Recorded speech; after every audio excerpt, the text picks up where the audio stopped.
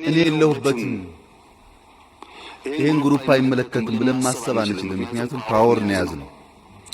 አንዳንድ ሰው በእምነት፣ አንዳንድ ሰው በብሔር፣ አንዳንድ ሰው በሰፈር፣ አንዳንድ ሰው በመሬት ጉዳይ ይመጣብናል። በሆነ ጉዳይ መጥቶ ይዘናል። በርግጥ ስንወርድ አይፈልገንም። ታውቁታላችሁ አይደል? ስንወርድ ማንም አይፈልገንም። ምክንያቱም አንተና ለሚፈልገው ያስከውን ፓወር ነው የሚፈልገው። በያስከው ፓወር ውስጥ ሰርተህበት ትርፍ እንድታመጣለት ነው የሚፈልገው እንጂ ካንተ ጋር ለም ጉዳዩ።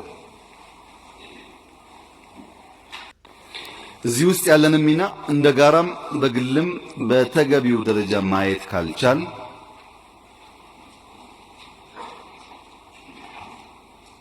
እና ማድረግ ካልቻል ፖለቲካል ማርኬት ፕሌሱ ይዞን የሚጠፋ ጉዳይ እየፈጠረ መሄዱን እንዘነጋና ከቪዥናችን ከብልጽግና ጉዟችን ከዋነኛው ግባችን ያደናቅፈናል።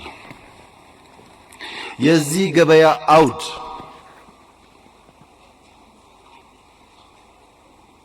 ምንድነው ያላችሁ እንደሆነ the 3C ይባላሉ። አንደኛው ኮራፕሽን። እጁ ንጹህ የሆነ ሰው ብዙም በስልጣኑ ማግበስበስ የማይፈልግ ሰው የሆነ ሀብታም የሆነ ግሩፕ የሆነ ነገር ሊይዘው አይችልም። ነፃ ስለሆነ የራሱን ነፃነት ቫልዩ ስለሚያደርግ በሆኑ ኃይሎች ሊጠለፍ ይቸገራል። ሊሳሳት ይችላል። በቀጣይነት ግን ሊጠለፍ አይችልም። እኔ እንትን ተወካይ ነኝ እንትን ነኝ አይልም። ኮራፕትድ የሆነ ሰው ግን ሌባ የሆነ ሰው ግን በሻይ ካላገኘው በውሃ ካላገኘው በላፕቶፕ ካላገኘው በመሬት ታገኘዋለህ። ሁለተኛው ኮራፕሽን ብቻውን የፈለገውን አያሳካም። ኮንፍሊክት ይፈልጋል።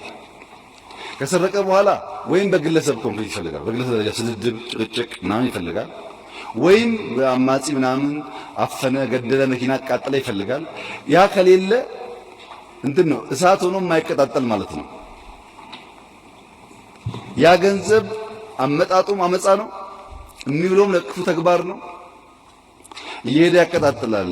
ለፌስቡከኛው፣ ለአመፀኛው በአመጽና ግጭት ውስጥ ግጭትና አመጹ ባይዘው ውጭ ብቻ አይደለም። እዚህ አዲስ አበባ ውስጥ በፌስቡክ በዩቲዩብ